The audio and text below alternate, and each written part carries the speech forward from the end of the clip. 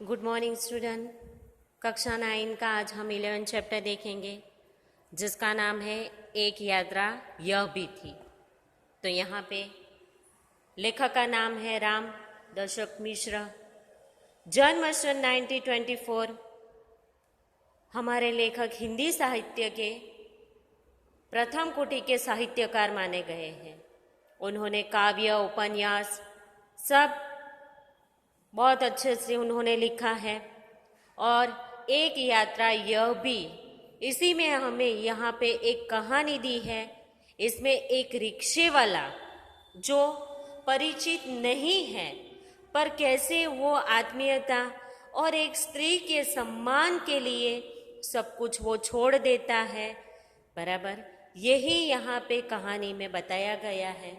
तो बच्चों चलो हम ये कहानी स्टार्ट करते हैं। थोड़ा ध्यान से आप भी देखो। मैं बहुत यात्रा भीरू हूँ। यात्रा पर निकलते समय डर बना होता है कि पता नहीं कैसे कैसे लोगों ने पाला पड़ेगा। यहाँ पे लेखक हमारे खुद यात्रा भीरू माने यात्रा करने का उनको अच्छा तो लगता है, पर लोग कैसे कैसे मिलेंगे उसका भी उसको डर हमेशा रहता था। सबसे बड़ी असहजता तो अनुभव होती है अंट संट किराया मांगने वाले ऑटो वाला से। नए शहर में कैसे कैसे लोग मिलेंगे यह चिंता भी बनी होती है। हाँ, कोई हम अनजान शहर में चले गए, वहाँ पे ऑटो वाले जहाँ पे 20 रुपये लगते होंगे उसका हमें किराया 40 ही बोलेगा। हम अनजान हैं, हमें पता नहीं होता है, इसीलिए ये सब कुछ हमारे साथ होता है। ऐसा ही हमारे लेखक के साथ भी हो रहा है। तो इस बात पर एक डॉक्टर से मिलने के लिए ग्वालियर जाना पड़ गया। बराबर, कहाँ पे जाना पड़ा? डॉक्टर को मिलने के लिए ग्वालियर जाने के लिए तैयार होते हैं। पत्नी साथ थी, इसीलिए आश्वस्तित बनी हुई थी। अकेले थे तो उनको कोई परेशानी नहीं थी, पर साथ में उनका परिवार भी था। स्टेशन पर उतरते ही ऑटो वाले पीछे पड़ गए। हम चुपचाप आगे बढ़ते रहे। एक नव युवक ऑटो वाला साथ लग गया। हम कुछ बोले बिना आगे बढ़ते रहे कि उसकी आवाज आई, बाबूजी आप आखिर कहीं जाएंगे ही और कोई ऑटो करेंगे ही, तो फिर मेरा ऑटो क्यों नहीं? नवयुवक रिक्शे वाला तुरंत ही उसको बोलने लगा कि आप ऑटो तो लेने वाले ही हैं, तो मेरा ही क्यों नहीं? जल्दी उसकी जिद पर और आवाज में कुछ ऐसा आकर्षण महसूस हुआ कि मैंने स्वीकृति दे दी। माने यहाँ पे लेखक ने उनको अनुमति दे दी, उनके रिक्शा में वो बैठ गए। वह प्रेम भरी बातें करता रहा और हमें डॉक्टर से यहाँ पहुँचा दिया। उसके द्वारा बताए वांछित पैसे देकर डॉक्टर के घर की कॉल बेल बजाई। जहाँ पे उनको जाना था वहाँ पे वो रिक्शे वाले ने पहुँचा दिया और वहाँ पे क्या किया? डॉक्टर के घर पे कॉल बेल बजाया। ज्ञान हुआ कि डॉक्टर ने क्लिनिक की जगह बदल दी है। वहाँ पे बोर्ड लगा था, वहाँ पे लिखा था कि डॉक्टर ने अपनी क्लिनिक बदल दी है। ऑटो वाला बिना हमारे कहे हमारा इंतजार कर रहा था। हमें नई जगह में पहुंचा दिया।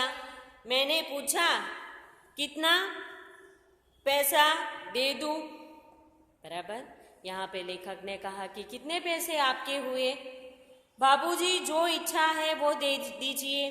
वैसे डॉक्टर के घर से यहाँ तक का किराया तो अतिक्षय हो गया है, माने वो तो आपने मुझे दे ही दिया है, पर अभी आपको जितना हो सके उतना मुझे दो। मीन्स रिक्शे वाला किराया नहीं बोल रहा था। उसने पूछा बाबूजी यहाँ से कहाँ जाएंगे? मैंने होटल का नाम बता दिया और कहा, भाई तुम जाओ, यहाँ देर लग सकती है। बराबर। रिक्शे वाले से लेखक ने कहा कि मुझे यहाँ पे देर लगेगी, आप यहाँ से जाओ। वह कुछ बोला नहीं। हम डॉक्टर के पास चले गए। घंटों भर बाद निकले तो देखा कि वह वही खड़ा था। अब हमें महसूस होने लगा कि यह ऑटो वाला कुछ और है। वह हमारे भीतर घर करता गया। होटल पर छोड़कर उसने पूछा, फिर कब आऊं? बराबर। फिर से वो ऑटो वाले ने कहा कि होटल पर उनको रख दिए और वापस बोला कि मैं कब आऊं? यानी आप शहर में घूमेंगे फिरेंगे ना, आपको जहाँ जाना होगा ले चलूँगा। वैसे यहाँ कब तक है? कल शताब्दी से लौटेंगे। शताब्दी माने ट्रेन का नाम है, तो हम शताब्दी से लौट जाएंगे कल। तो आपको घुमाने के लिए कब आ जाऊं? भाई आज तो थके हैं, आराम करेंगे, कल घूमेंगे। बराबर।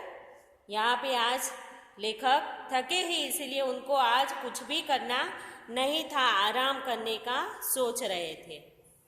ठीक है बाबूजी, यह रहा मेरा मोबाइल नंबर, मुझे फ़ोन करके बुला दीजिएगा। यह है मेरा मोबाइल नंबर, जब भी आप घूमने निकलेंगे तो मुझे आप क्या करोगे? फ़ोन कर देना। अरे तुमने अपना नाम तो बताया ही नहीं। बराबर। वो रिक्शे वाले का नाम है मोहन। मोहन अच्छा नाम है। दूसरे दिन घूमने का कार्य शुरू हो गया। वह बहुत प्रेम से एक के बाद एक स्थान दिखाता गया मुझे। बराबर। एक से बाद एक सब दिखाता गया। बच्चों नेक्स्ट पेज।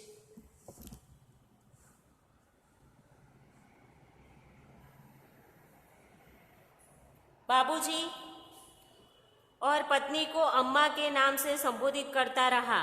बराबर। लेखक को बाबूजी और उनकी पत्नी को अम्मा के नाम से संबोधित करता रहा। घुमाकर होटल पर लौटे तो चाय पीने के लिए उससे भी कमरे में बुला लिया। वह बहुत संकोच के साथ आया। चाय पान के साथ हमारी पारिवारिक वार्ता शुरू हो गई। पत्नी ने पूछा, बेटे तुम ग्वालियर के हो? बराबर। यहाँ पे लेखक की पत्नी ने पूछा कि आप ग्वालियर के हैं? नहीं अम्मा, मैं मूलतः आगरा का हूँ। कहाँ का है? आगरा का है। यहाँ आना पड़ गया। हमें लगा कि वह यह कहते कहते कुछ भर आया है, इसलिए चुप रहे, लेकिन वह स्वयं बोलने लगा। आगरा में अपना घर है, माँ बाप तो बचपन में ही गुजर गए। बड़े भाई ने मेरी परवरिश की। भाई वकील है, मैं भी बीए पास हूँ, कोई नौकरी खोज रहा था मैं। बराबर।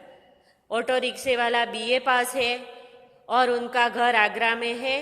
उसका बड़ा भाई है जो वकील है। एक चुप्पी सी छा गई। हमें लगा कि उसके साथ कोई अवांछित घटना घटी है। उसे छेड़ा नहीं, किंतु उसने फिर कहना शुरू किया। मैं नौकरी की तलाश में इधर उधर भटक रहा था। एक दिन भटक कर लौट रहा कि रास्ते में एक परिचित लड़की मिल गई। माने एक लड़की जो मोहन को परिचित थी, वो एक दिन रास्ते में मिल जाती है। बदहवास की छिछियाती हुई बोली, मोहन मुझे बचा लो। बराबर। वो घबराई सी बोलती है कि मोहन मुझे बचा लो। क्यों? क्या हुआ?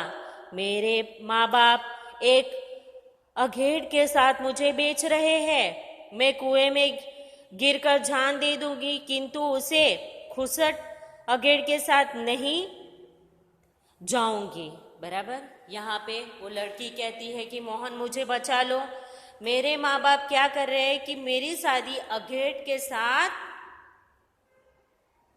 शादी कर रहे हैं। मैं कुएं में मर के कूद कर मैं जान दे दूंगी, पर अघेट के साथ मैं शादी नहीं करूंगी, ऐसा वो कह रही है।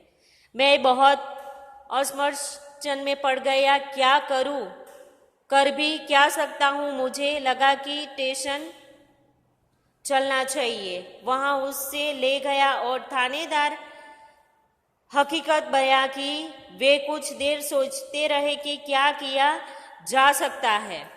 थानेदार साहब बोले, इतनी एफआईआर लिखकर इसके माँ बाप को हवालात में बंद कर देता, लेकिन फिलहाल चिंता यह लड़की की है कि आखिर में इसके लिए क्या किया जाए। बराबर। तो यहाँ पे थानेदार भी सोच रहे हैं कि उसके माँ बाप को क्या किया, एफआईआर लिख के उसको भी जेल की हवा के लिए जेल में डाल दे, ऐसा सोच रहे थे। फिर लड़की की उनको चिंता थी। तो बच्चों, ये वीडियो में हम यहाँ तक देखेंगे। अगले वीडियो में आधा लेसन स्टार्ट करेंगे। धन्यवाद।